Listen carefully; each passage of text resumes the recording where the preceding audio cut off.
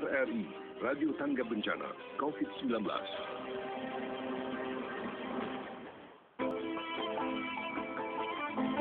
Religi Pagi.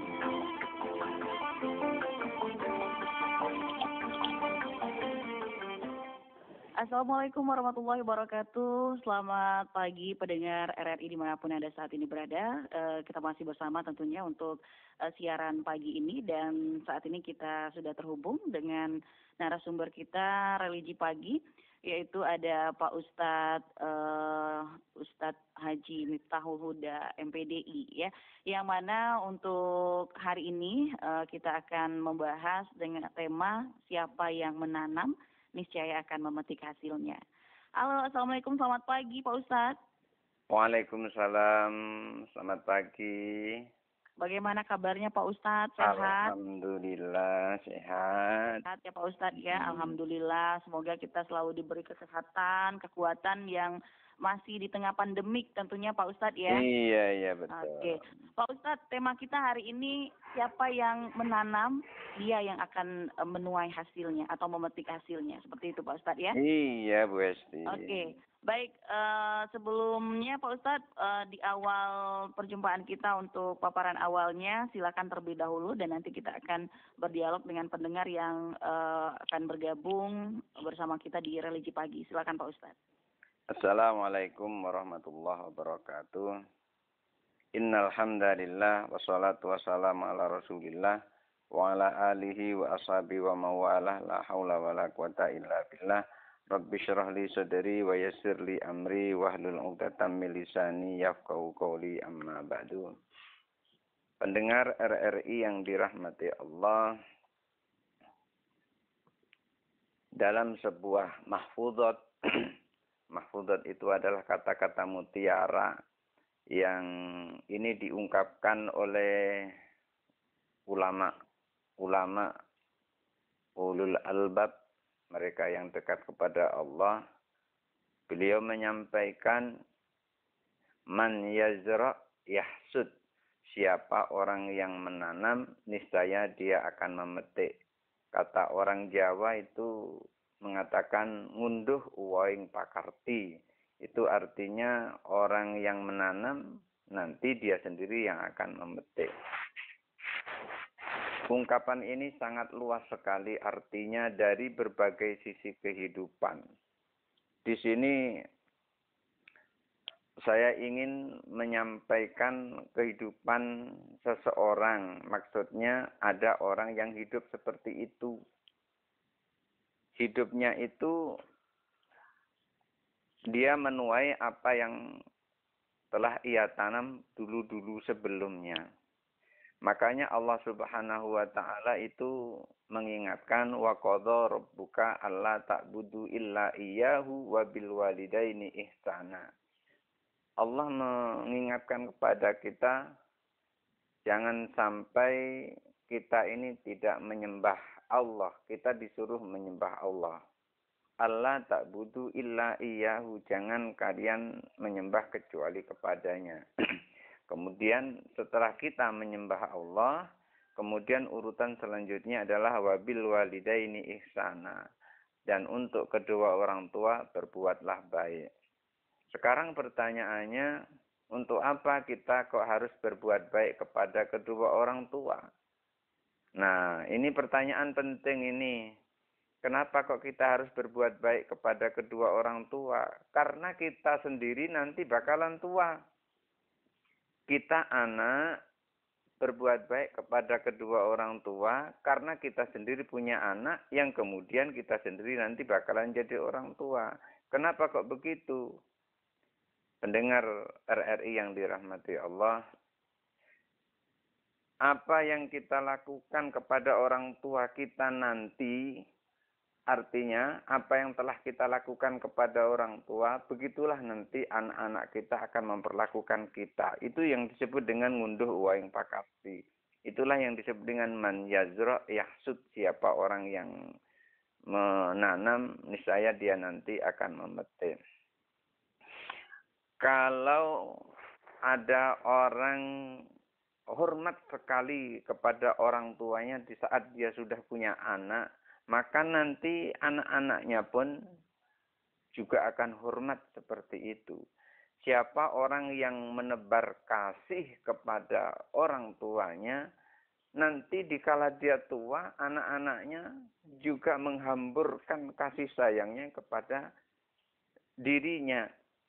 Tetapi sebaliknya, kalau ada anak tidak mau hormat kepada orang tuanya, siap-siap saja nanti akan dihina oleh anak-anaknya. Kalau ada menantu tidak mau senyum kepada mertuanya, sinis terus kepada mertuanya, siap-siap nanti akan dihajar oleh menantunya. Jadi apa yang akan kita rasakan nanti itu adalah apa yang telah kita lakukan sebelumnya. Lalu bagaimana kalau seandainya orang tua kita memang sudah begitu kepada orang tuanya? Ya kita jangan ikut-ikutan. Jangan ikut-ikutan jelek. Kalau tahu orang tua kita sudah jelek akhlaknya, jelek kelakuannya, jangan diikuti. Biar mata rantai keburukan itu putus. Kalau kita ngikuti juga apa yang dilakukan oleh orang tua kita, biar orang tua kita itu dulu durhaka kepada orang tuanya. Jangan sampai kita ikut-ikutan durhaka. Karena apa? Karena nanti akan terus sampai ke keturunan selanjutnya. Karena itu pendengar yang dirahmati Allah, kalau ada kita mempunyai anak-anak kita bangkang sama kita, jangan dimarahi dia. Tetapi tersenyumlah. Itu sebetulnya potret kehidupan kita dulu seperti itu.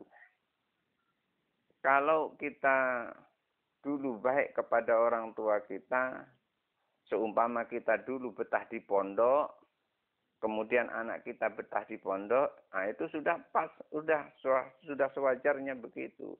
Tapi kalau kita dulu tidak betah di pondok, kemudian kita nyuruh anak kita pergi ke pondok, lalu anak kita tidak betah di pondok, ya jangan dimarahi anak kita karena kita dulu seperti itu. Artinya apa yang kita tanam dulu, itulah sekarang yang kita petik. Pendengar yang dirahmati Allah, saya ingin menceritakan seseorang yang tidak perlu saya sebut namanya. Dulu sebagian dari fiilnya, sebagian dari perbuatannya, saya pernah melihatnya.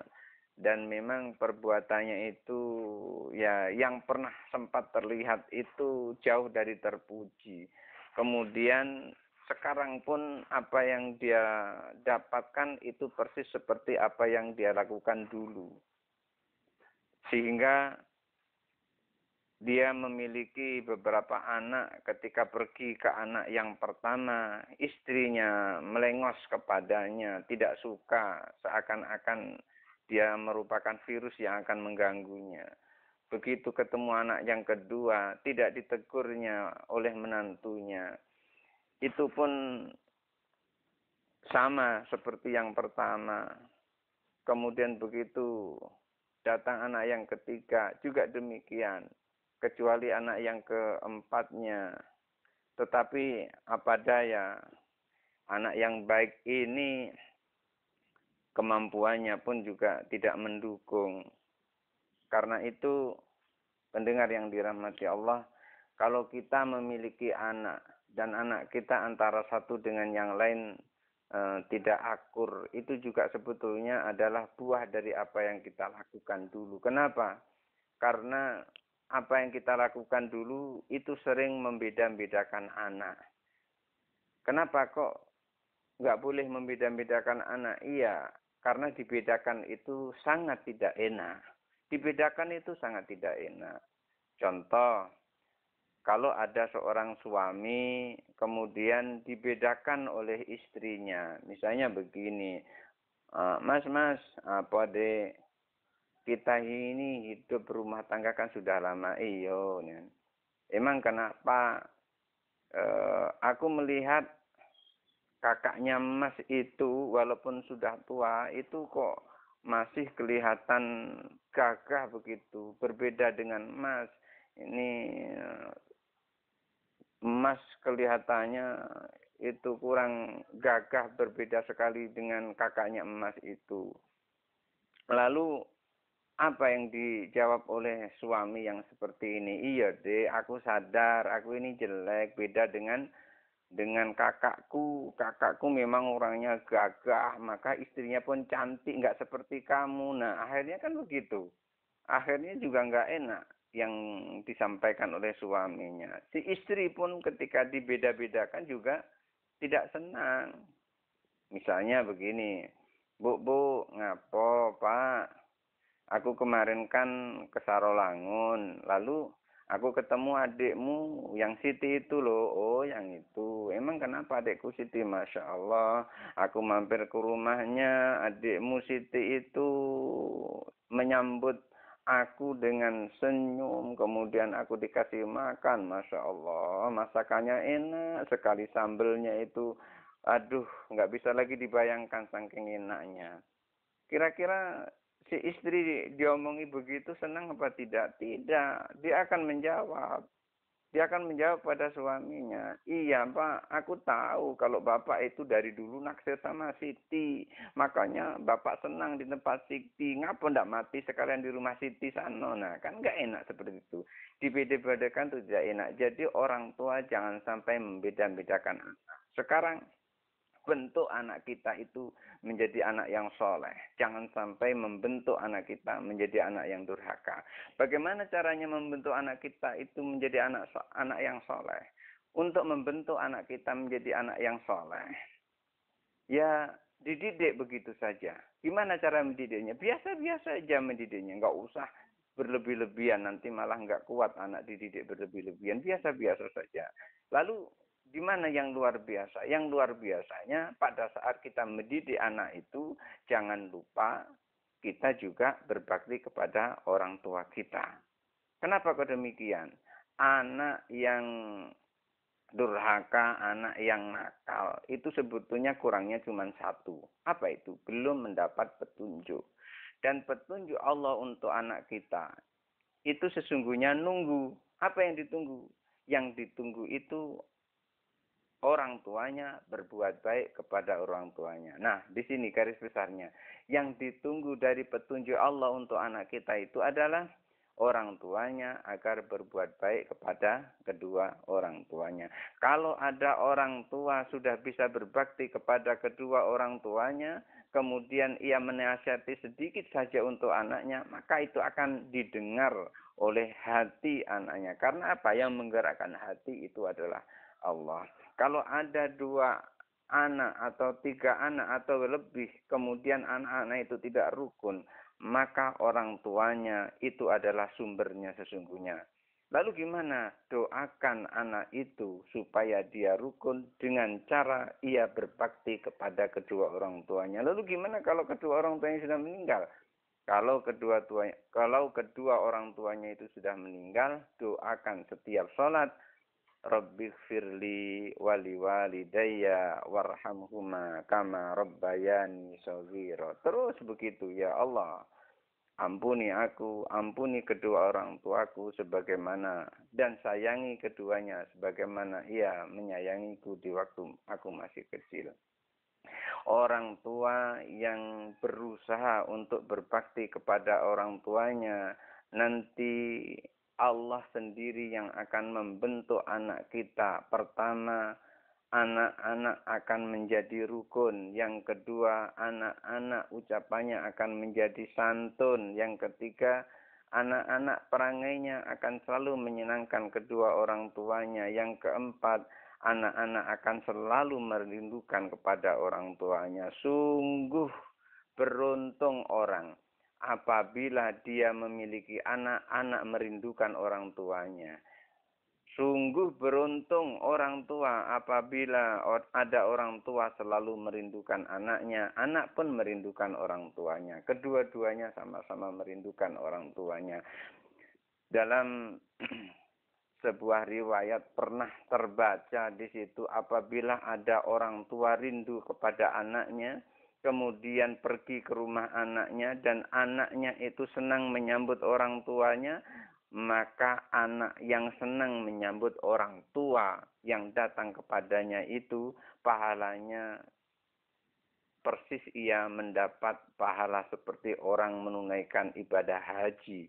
Dan sebaliknya, kalau ada anak pergi ke tempat orang tuanya juga senang menyambut anaknya. Maka orang tuanya juga sama dengan persis seperti mendapat pahala orang yang menunaikan ibadah haji.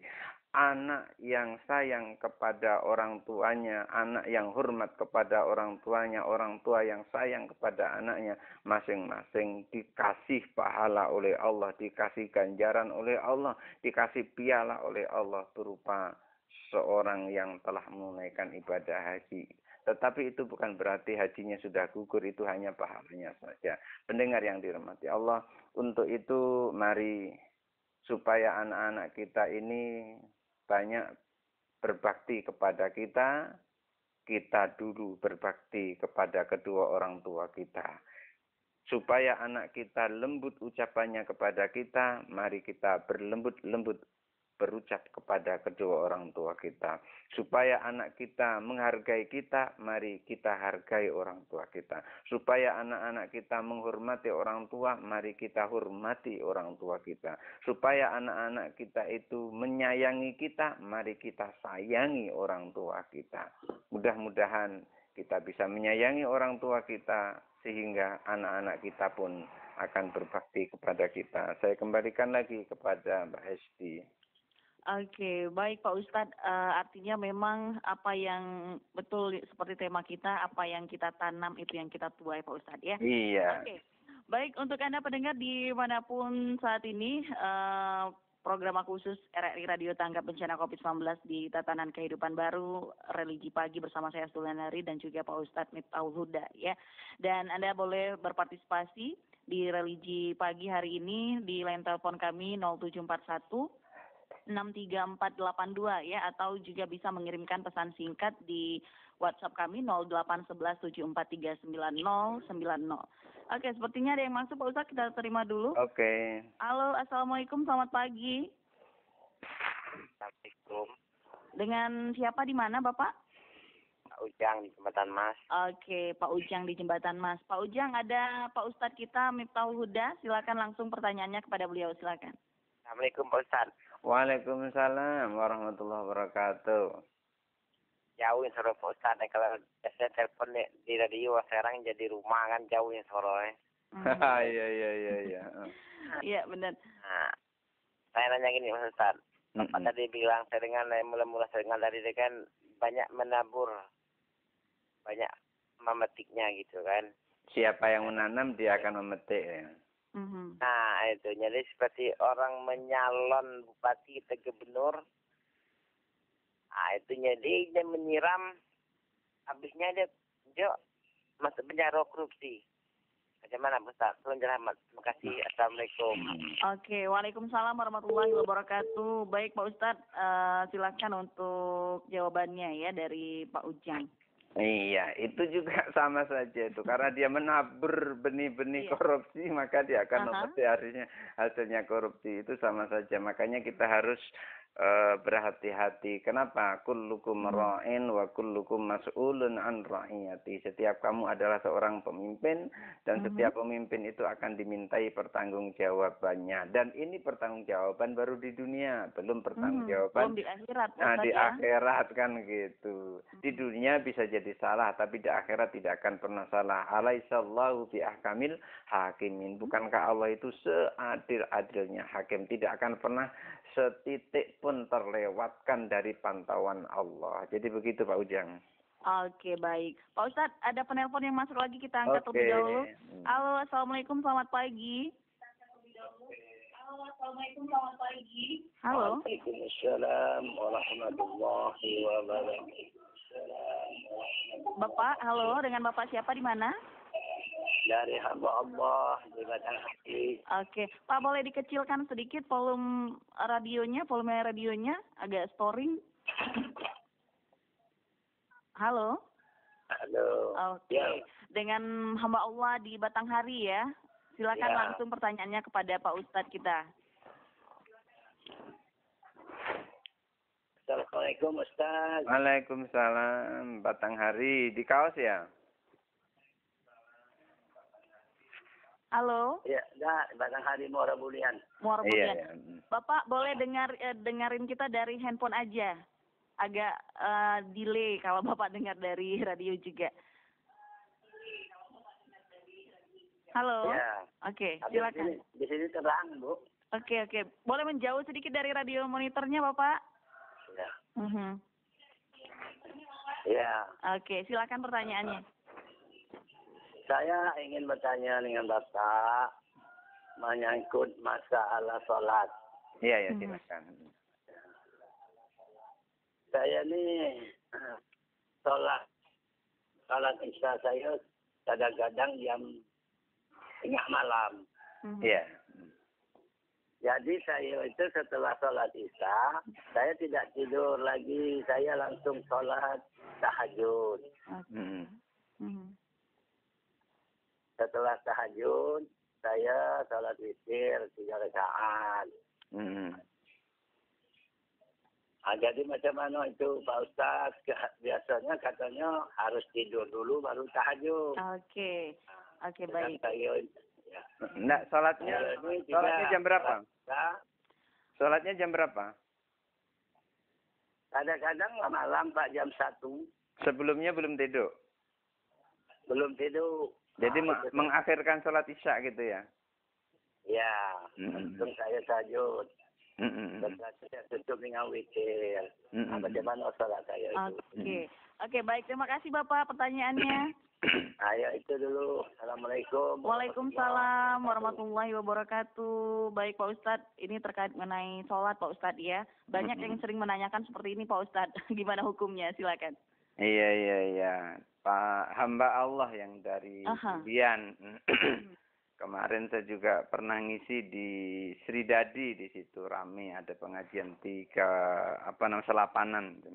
Ya, gini Pak, dari Muara Bulian, kalau kita sholat tahajud memang ada yang mengatakan memang sholat tahajud itu harus diawali dengan tidur. Tapi sholat tahajud kan sholat malam. Tapi ada hadis lain juga mengatakan siapa orang yang sesudah sholat sholat isya, setelah ia sholat isya, kemudian dia sholat 2 rakaat sesudah sholat isya, apakah itu ba'diyah isya atau yang lain, minimal 2 rakaat, maka orang seperti itu sudah dihukumi dengan qiyamul lail.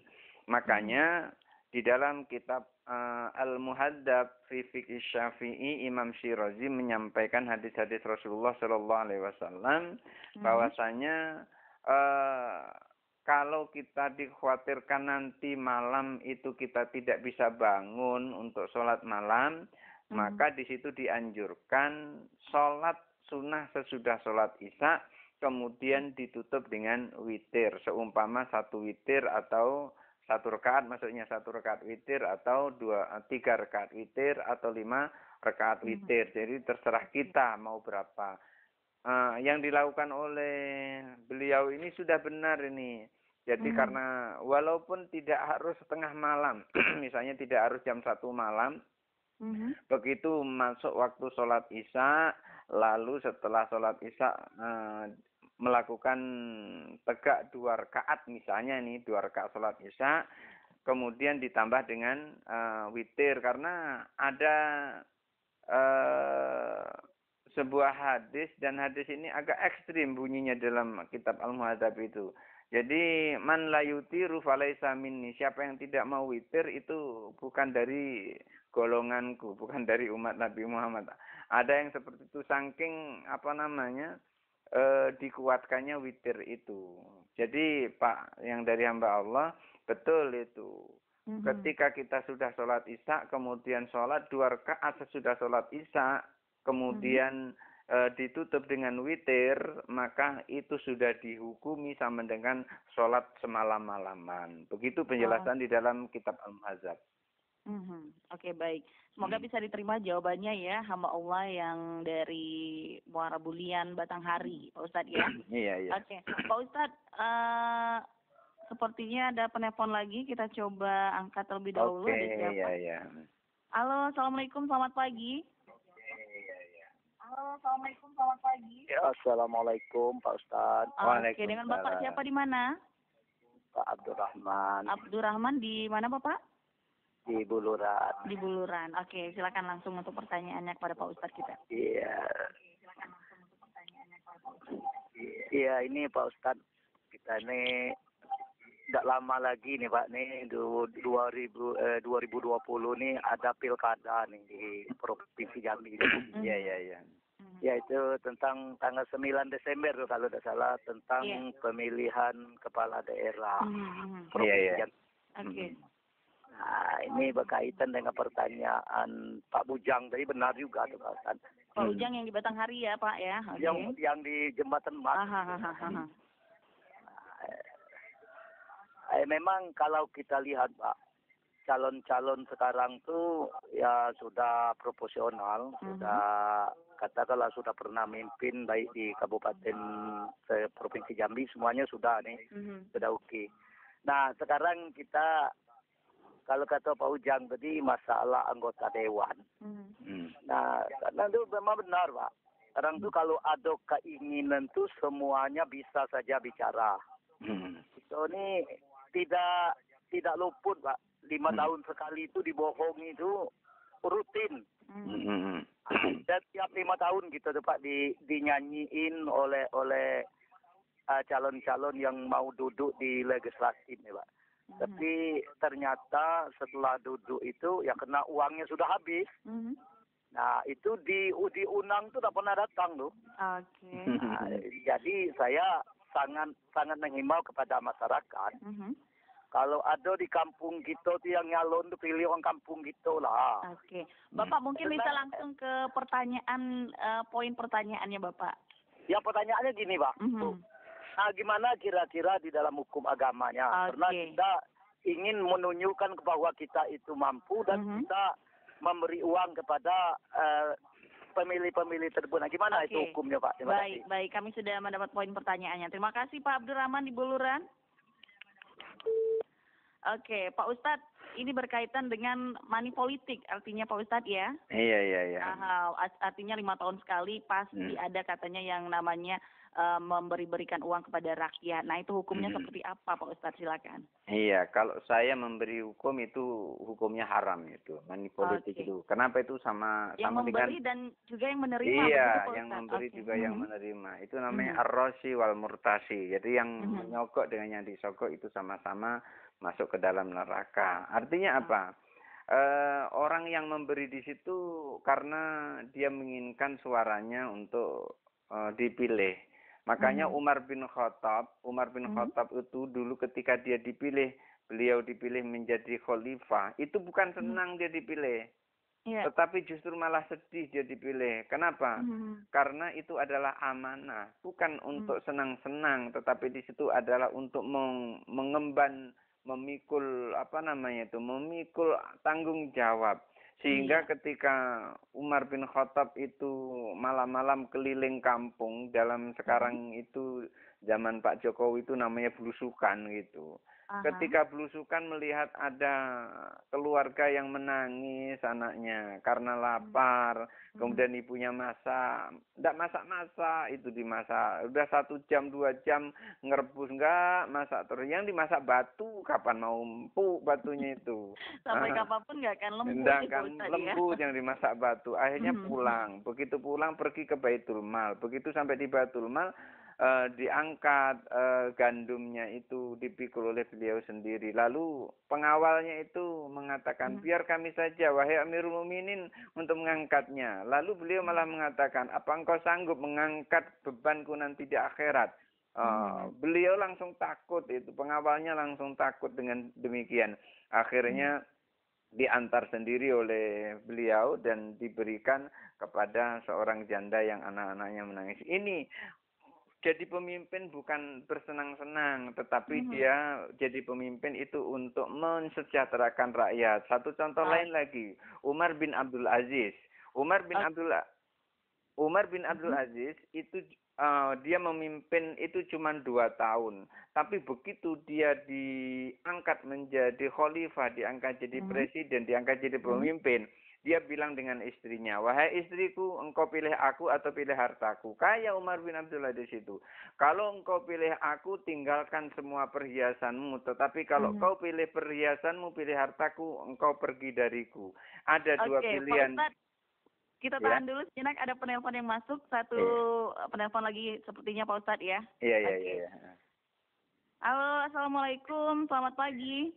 Assalamualaikum Mbak Uci. Mbak Asulan dari Pak Arnold. Iya Mbak. Oke, Pak Arnold, apa kabar? Alhamdulillah sehat. Sehat. Mbak sama Pak Ustadz apa kabar? Alhamdulillah sehat. sehat. Pak Arnold, penelpon terakhir nih. Silakan pertanyaannya langsung pada Pak Ustadz. Oke, terima kasih. Assalamualaikum Pak Ustadz. Waalaikumsalam, Pak Arnold. Oke. Jadi begini Pak Ustadz, jadi kembali ke tema, jadi mendidik anak itu termasuk keluarga. Jadi to the point aja, kalau kita sudah sampai titik nadir Pak Ustadz, kita kewalahan katakanlah, sudah kita kecilnya kita didik, kita sekolahkan madrasah, kita ajari ngaji, sudah masuk SMA, nah disuruh sholat susah, disuruh sembahyang sunat susah. Ini ada batasan-batasan untuk orang tua tidak Pak Ustadz? Apalagi kita zaman sekarang ini ada aham gitu, nyelentik anak tidak boleh, apalagi dan lain sebagainya itu Pak Ustadz. Itu aja Pak Ustadz, Mbak. Terima kasih Mbak Bulan. Assalamualaikum. Waalaikumsalam warahmatullahi wabarakatuh. Oke, Pak Ustadz silakan jawabannya karena kalau kita keras dengan anak nanti kita akan diadukan ke saya benar. Nah, itu gimana Pak Ustadz? Iya. Saya teruskan yang pertama dulu. Oke, silakan lanjut. Jadi Umar bin Abdul Aziz itu memimpin hanya 2 tahun, tetapi begitu dia memimpin, dia lepaskan seluruh kekayaannya dan semuanya itu dimasukkan ke Baitul Mal untuk mensejahterakan rakyatnya. Kalau ada pemimpin yang seperti itu, pilihlah dia. Jangan sampai ragu-ragu. Dan ciri-ciri pemimpin yang seperti itu, dia tidak akan melayangkan uangnya untuk membodohi masyarakat untuk mengambil untuk mengambil suaranya. Jadi sesungguhnya yang menjadikan pemimpin kita seperti itu ya kita sendiri rakyatnya sesungguhnya. Coba kalau kita betul-betul memilih yang baik. Jadi untuk ke depan dari penanya itu tadi dari Jembatan Emas dan dari mana tadi? Dari Buluran, dari Muara Bulian juga ada. Iya. Kata Jam Pak Arnold. Jadi ke depan jangan sampai kita mau menerima sogokan seperti itu karena kita akan mempertaruhkan daerah kita 5 tahun ke depannya. Untuk Pak Arnold, kalau sudah sampai ke titik nadir katanya begitu. Sering sekali saya mendengar orang-orang yang konsultasi dengan saya sampai ke titik nadir ya seperti itu. Itu sebetulnya tidak akan sia-sia, tapi dengan syarat kalau kita sudah mendidiknya, kita sudah mengajari dia ngaji, sudah kita masukkan ke sekolahan agama, tapi anak masih seperti itu. Sekarang lihat kita sendiri, bagaimana kita kepada orang tua kita. Kalau kita kepada orang tua kita masih hubungan kita kurang bagus, maka anak kita akan terus begitu. Tetapi kalau kita perbaiki hubungan kita dengan orang tua kita, yang tadinya kita kurang menghormati orang tua, sekarang orang tua betul-betul dijadikan sebongkah emas. Apa itu sebongkah emas? Ya pokoknya sesuatu yang paling dicintai di dunia ini selain Allah dan Rasulnya. Yang paling dicintai di dunia ini selain Allah dan Rasulnya. Yang paling dihormati di dunia ini selain Allah dan Rasulnya. Maka ketika kita mendidik anak, jangan lupa. Saat itu kita misalnya menasihati anak. Jangan lupa ucapkan Bismillahirrahmanirrahim. Baru nasihati anak. Kenapa kok begitu? Karena kita membawa zat yang maha mampu. Sesungguhnya kita ini nggak mampu apa-apa kalau Allah tidak menghendakinya. Makanya kita membaca Bismillahirrahmanirrahim baru menasihati anak. Seakan-akan nggak nyampe nasihat kita itu. Nanti Allah akan sampaikan. Kenapa? Karena kita sudah membawa Bismillahirrahmanirrahim. Jadi pertama Pak Arnold, kita didik anak kita dengan membawa nama yang sangat mampu. Karena kita ini sesungguhnya tidak mampu.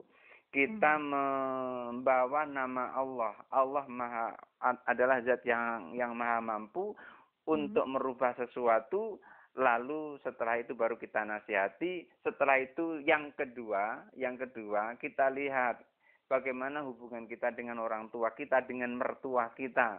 Kalau di antaranya itu ada yang tidak bagus, perbaiki. Insya Allah nanti anak kita pelan-pelan akan dibaiki oleh Allah walaupun kita tidak mampu membaikinya. Begitu Pak Arno. Oke, baiklah Pak Ustadz. Artinya memang betul apa yang dikatakan Pak Ustadz, apa yang kita tanam dan nanti kita akan memetik hasilnya, ya. Iya. Artinya berbuat baiklah kepada kedua orang tua kita, berbaktilah karena itu akan kita rasakan nanti anak kita terhadap kita. Iya, niscaya anak kita akan berbuat baik kepada kita. Oke, baik.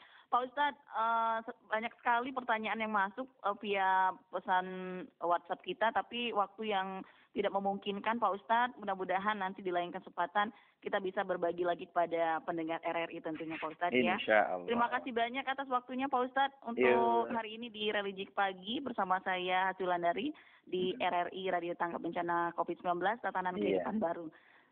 Terima kasih Pak Ustadz. Wassalamualaikum warahmatullahi wabarakatuh. Waalaikumsalam warahmatullahi wabarakatuh.